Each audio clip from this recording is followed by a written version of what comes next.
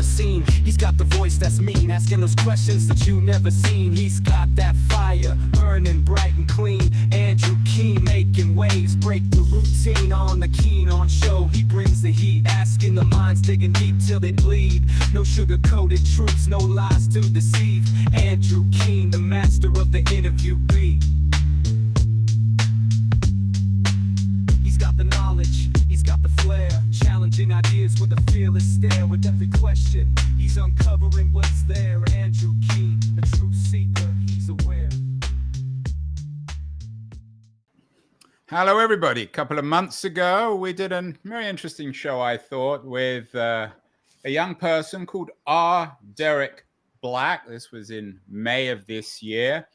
He's an unusual person, or they are an unusual person. He is, or they are the child of Don Black and the godchild of the Ku Klux Klan Grand Wizard, David Duke. Black had a new book out, The Klansman's Son, My Journey from White Nationalism to Anti-Racism. Fascinating narrative.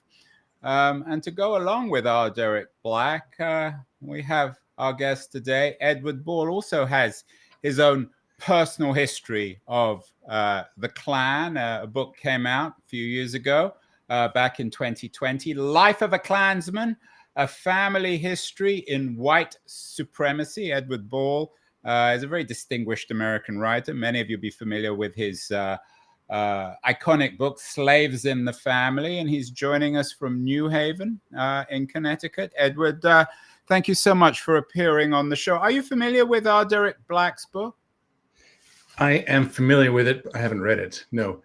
But if you think it's unusual that anyone alive today would have a inherited relationship to the Ku Klux Klan, it's not true. My estimate is that fully 1/2 of white Americans have ancestors who at one time or another belonged to or participated in Ku Klux Klan style militias. I can tell you how I came to that discovery. Yeah, I saw that in the book. And actually, I'm quoting you here, Edward. I'm sure you can quote yourself. But you talk, and I'm quoting you from the beginning of the book, white supremacy is not a marginal ideology. It is the early build of the country. It is a foundation on which the social edifice rises, bedrock of institutions. So in other words, the fact that somewhere perhaps around 1/2 of Americans are somehow related to a Klan. Half of white Americans, bear in mind that a third of Americans are not self-identified as white.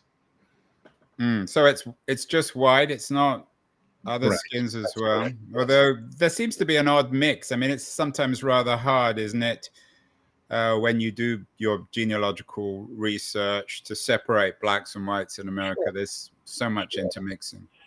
That's true. True enough. So anyway, let's get to Life of a Klansman, A Family History of White Supremacy. This is different from your Slaves in the Family book. It focuses on your family in New Orleans. Tell us the story of this Klansman who you discovered in your family. Well, the book tells the story of a militant white supremacist, a great-great-grandfather of mine in New Orleans. His name was Constant Lecorne. He was a francophone, Constant Lecorne, a white Creole who joined the first movement of violent persecution of Black people after the end of slavery in the late 1800s, which was the Ku Klux Klan. It's a personal story.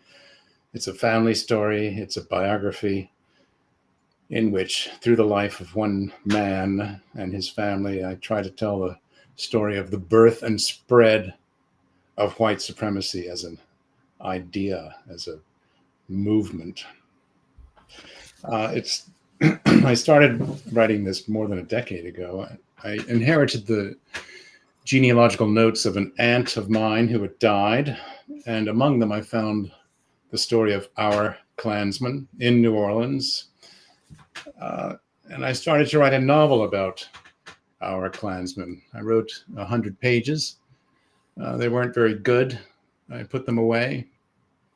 And then violent white supremacy began to return to the public space with the Trayvon Martin killing, the Charleston, South Carolina massacre at Emmanuel Church, the police killings of Michael Brown, Tamir Rice, Freddie Gray, Philando Castile. You remember all of these names. And I thought I should write this book as nonfiction.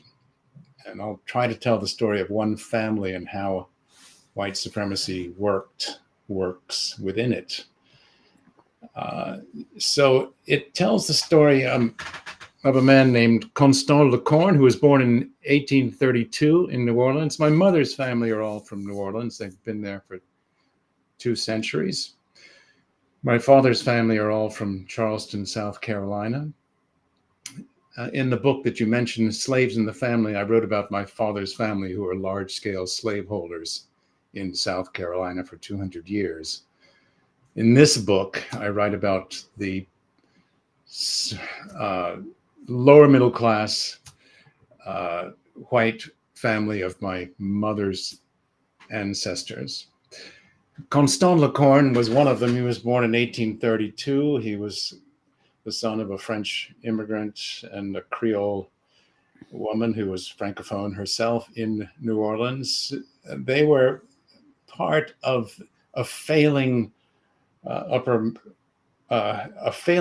middle class white elite, maybe of the upper 20%. They enslaved 6 people, I believe, in the generation of the middle 1800s.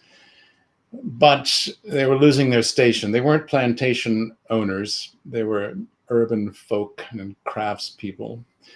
And this son, Constant, became a carpenter, and he inherited one enslaved person when his father died. And by the 1850s, he was a kind of struggling ship carpenter, married to an immigrant French woman named Gabrielle Duchamin, who had come from the Caribbean. And they had several children and lived in a rented house in the suburban New Orleans. As you know, possibly half of the population of Louisiana was enslaved. The other half of the population was white, and only some of whom, 20%, were enslavers. The Civil War arrived when this man was 28 years old, and he enlisted immediately and joined the cause, as did tens of thousands of his white comrades, and fought for several years. And at the end of the war, he returned to New Orleans embittered and despondent and broke. And many white people in the Deep South at that time experienced the defeat of the Confederacy as their own disfranchisement. Black people black men, soon after the end of the war, were able to vote, and Constant Lecorne, as a carpenter, was losing his living to black craftsmen. A movement arises in 1866, 67, the first white militias. And it's at this time that white supremacy as a project becomes clarified. And Constant becomes a fighter in a white militia called the Knights of the White Camellia, which is an analog to the Ku Klux Klan. The Ku Klux Klan is a similar organization in neighboring states.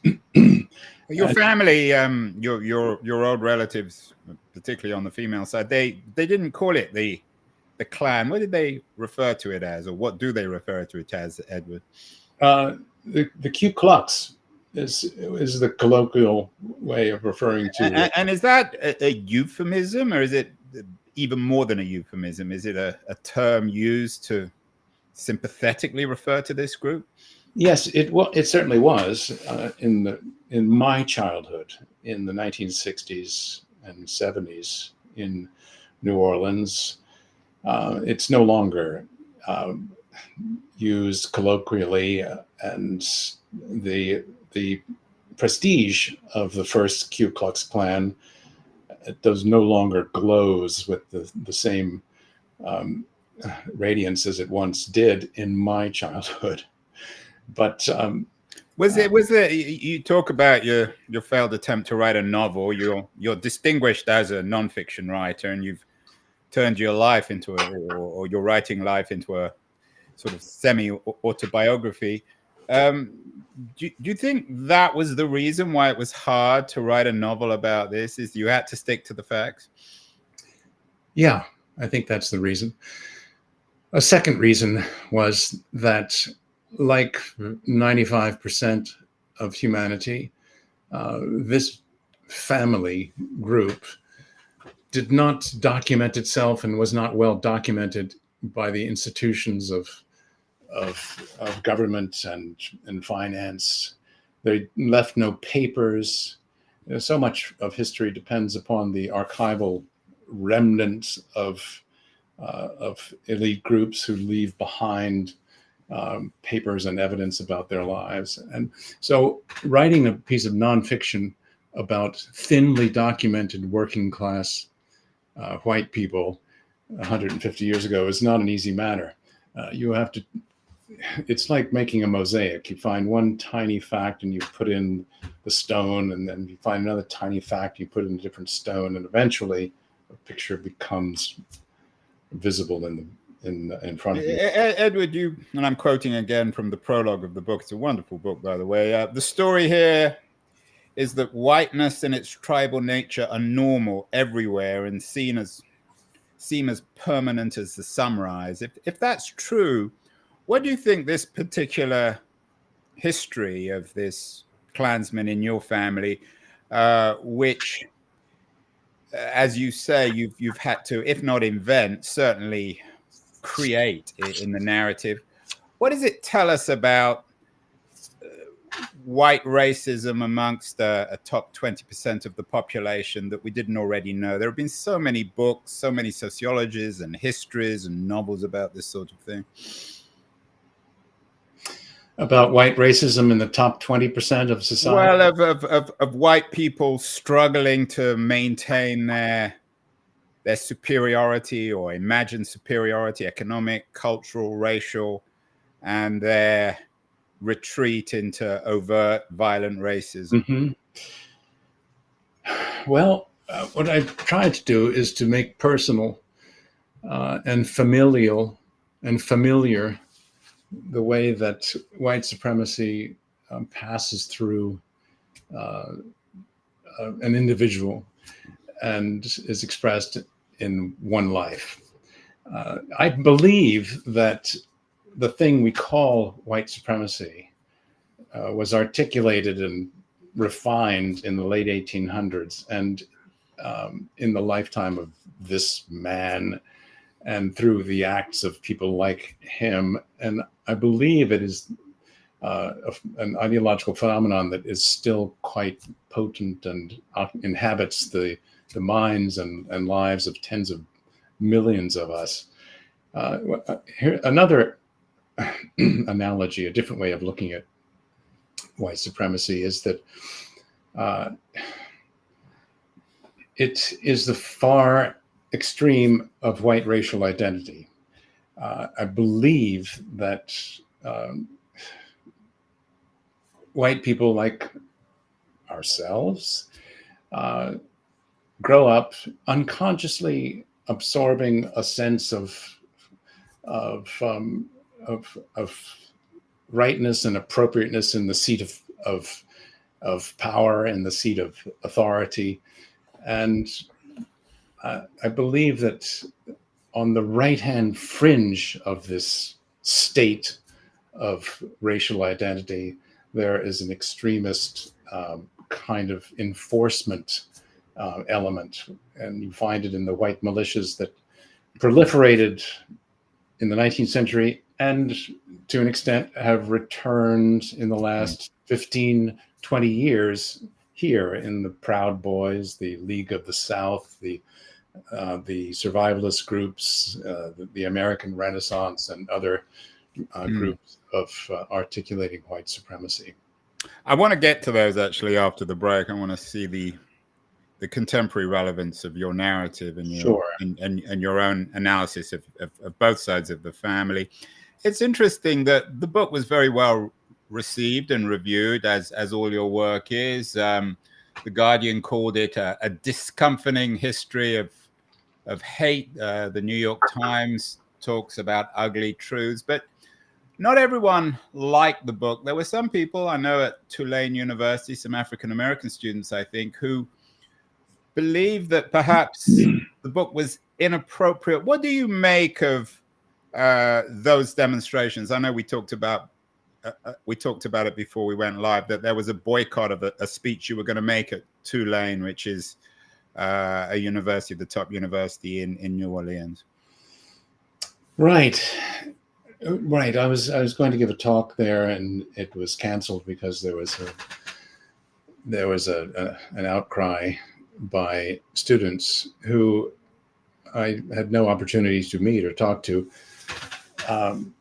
who seemed to believe that to tell the story of a white supremacist at all should not be attempted. And I understand that flinching response. I doubt that many of the students, 500 or 600 of whom bombarded the email accounts of the president of Tulane University and et cetera, had read or even picked up the book that I published. But that episode was an unfortunate event of cancellation based upon false information. I think that's how I would describe it. What did you learn about yourself and your relations with the past from writing this book? Do you think you liked or hated this relatively ancient relative? What was he? Your great grandfather? Yeah, that's right. So it's not actually not that distant, but did you? Right. I assume you went into this thinking this guy's a pretty bad piece of work. Did you come out of it thinking more or less of him? Well, I developed.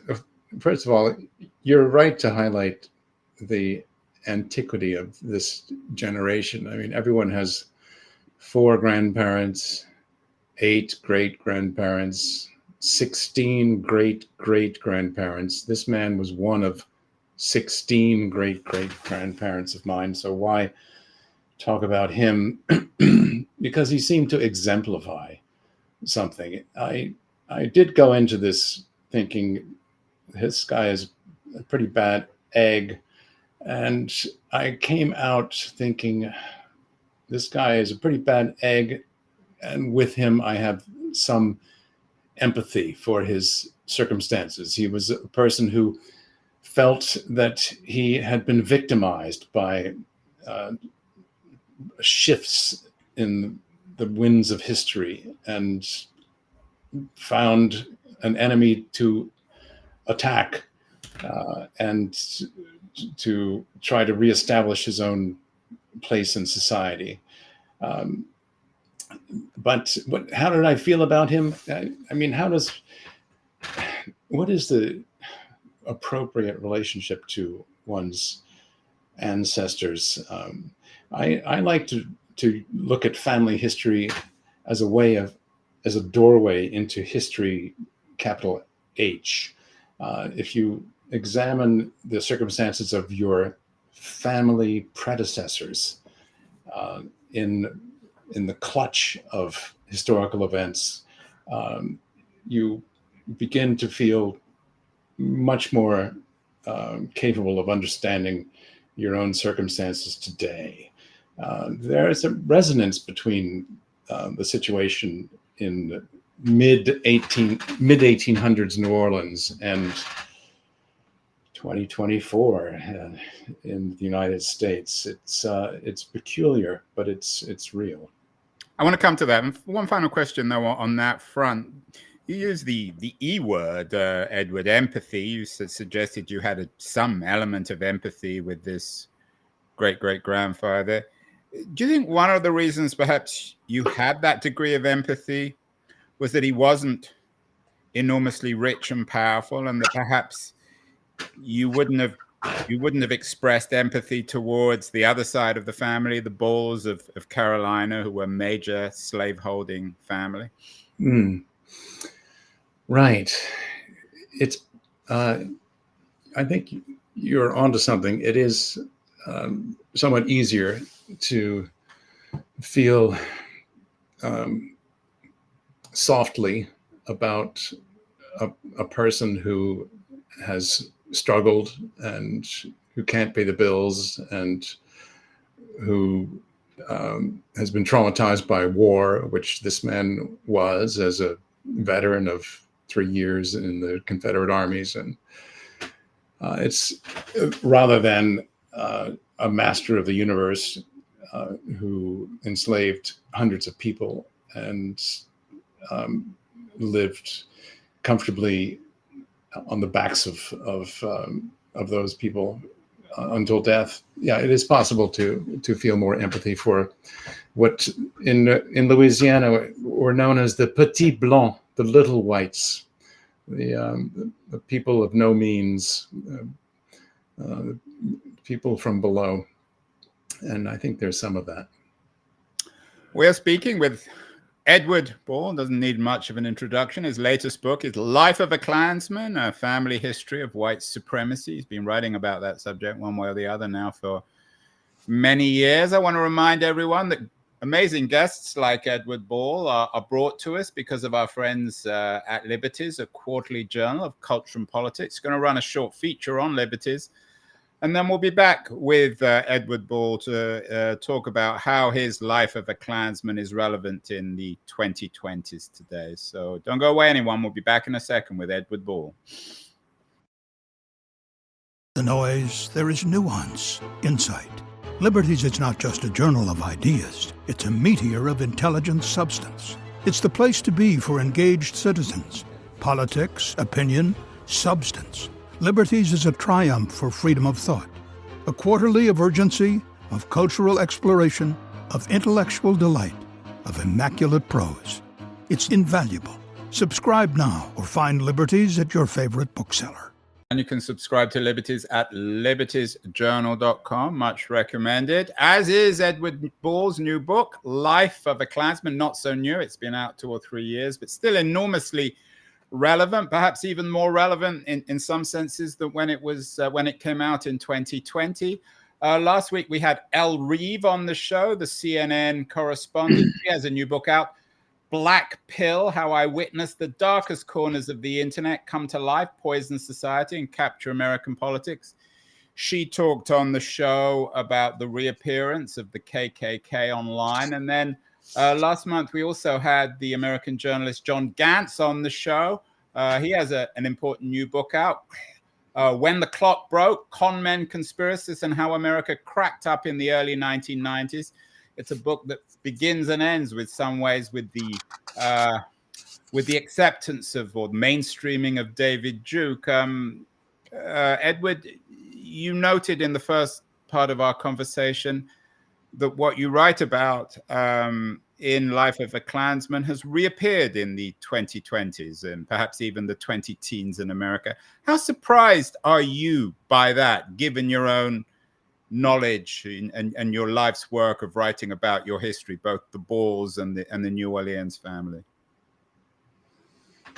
How surprised am I about the resurgence of white supremacy in the United States? Well, I'm not happy about it. White supremacy is like an underground river in U.S. history. It it waters the roots of institutions, and it has a virulent undercurrent. And sometimes it bursts to the surface in a kind of geyser. And I think that's what has happened since about 2015. There's an angry white cohort that has been aroused like an eruption. And hundreds of people have died in race-based massacres aimed at non-white and Jewish victims in the past 5 or 8 years. It's not a good time. It's not a good time, and we're all in the midst of a kind of war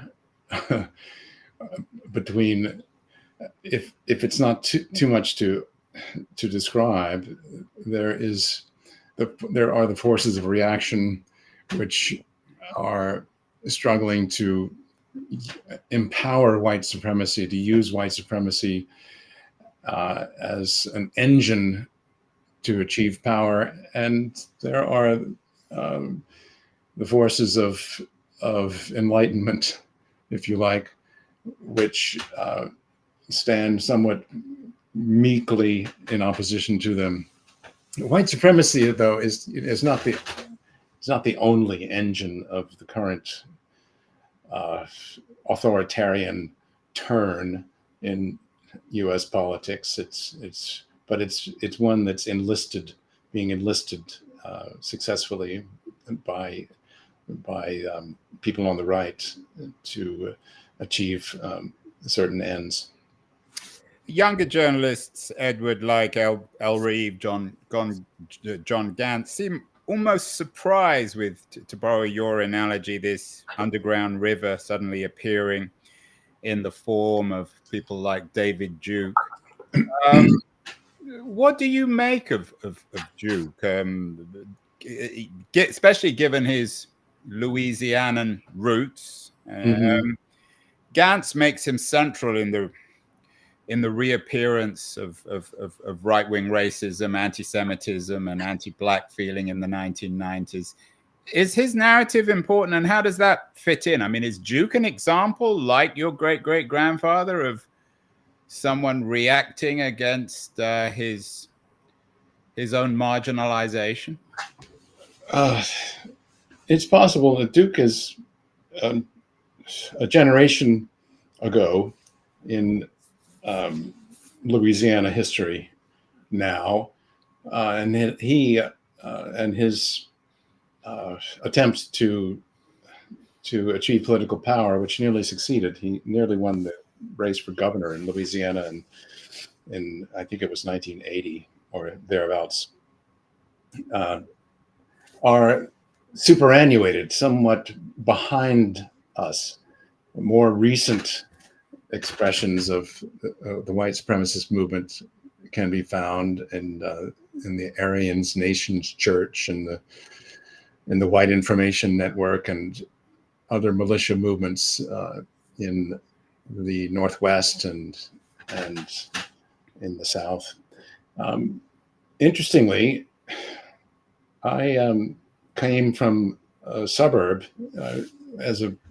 In my teens, I lived in a suburb of New Orleans called Metairie, and David Duke, slightly older than me, and grew up a couple of miles away from my house. And so it's very much for a person like myself and my own personal history, a familiar, even neighborhood phenomenon. But Duke was not in the militia movement that would arm itself and attempt anti-government acts of sabotage, which occurred in the 1980s and 90s in the Western United States. He was a guy who tried to take the soft route to soft power, and use racial resentment as a stepping stone to do so. I think some people, in that sense, see him as more threatening, more dangerous, because he was able to dress himself up as an acceptable politician. Sure. In the same way as more and more online people, so-called neo-Nazis, are trying to mainstream their ideology. Yeah, yeah. Edward, there are those, and again, I'm sure you're very familiar, who believe that the MAGA movement itself reflects, if not the formal KKK, much of the language. Do you fear that? Do you think that the Republican Party has gone rogue, and that many of the individuals who you've written about in your book have reappeared? This underground river now is running through the Republican Party? I think that the fear and resentment that are the two engines of Republican populist politics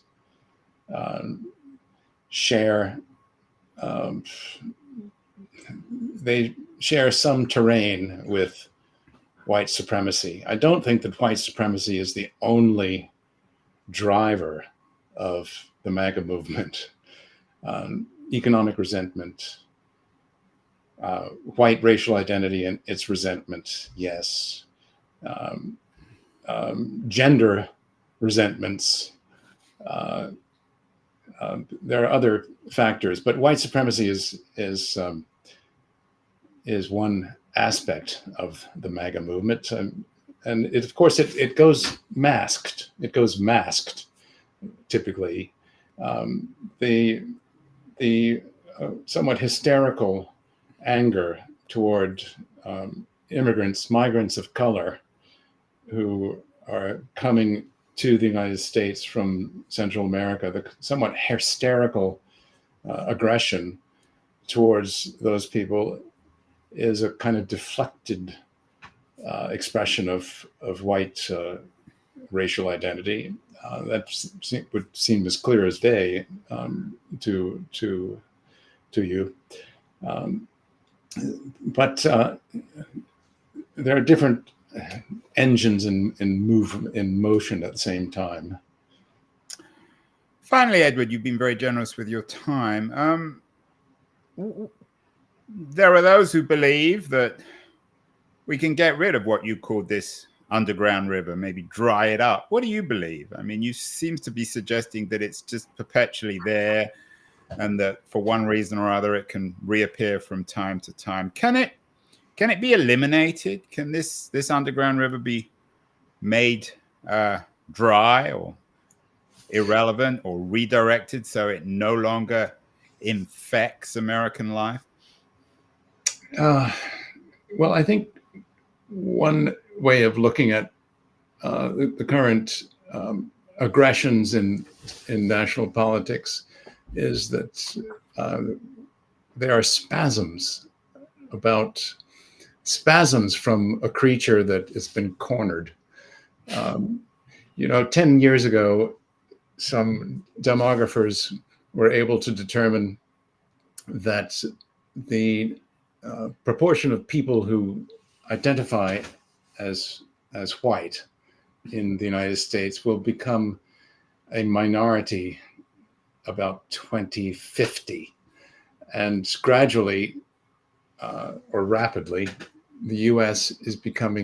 will be a white minority country. And during that demographic transformation, the sense of entitlement experienced by hundreds of millions of people, tens of millions of whom are angrier than the rest of us, reacts sometimes violently. So can the underground river of white supremacy be dried up? Well, if you want a simple, straight answer, no, it's not going to be dried up. I think that we're going to see it come up and go down, and come up and go down. And I don't believe that there's a blessed community that lies ahead of us, racially speaking. I do hope that we don't tilt into racialized authoritarian politics, as we seem to be threatening to do. I don't believe that that's going to happen. Is this a pivotal election, though? Some people, they always say every American presidential election, this is the most important election in history. Do you believe that the election now between Harris and Trump is profoundly important for the future of this country, particularly in terms of race and toleration? Well, I think it's important, yes, but suppose the MAGA movement fails to win the White House and fails to win both houses of Congress. As we said a minute ago, they're not going to go away, and the aggression coming from panicked whiteness, panicked white identity is not going to subside. So this is an important election, a very important election, but it's not going to put an end to the quarrel that is going on.